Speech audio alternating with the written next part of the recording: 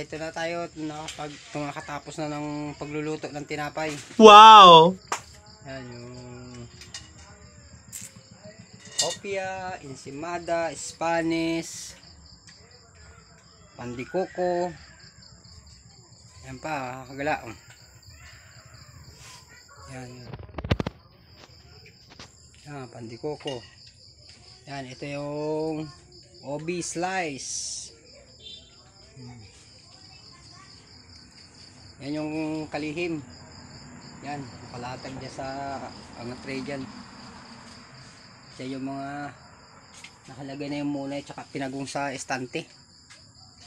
Inabot na tayo ng gabi para bukas sa umaga mayroon tayong tinapay. Kasi naubos na yung tinapay ngayong hapon walang natira kahit isa. Kaya ito, nag-arangkada tayo ng gawa ng gabi. Dapat bukas lang.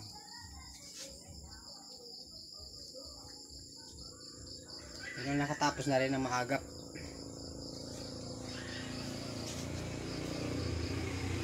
Mga nakasabit yung aking mga gamit.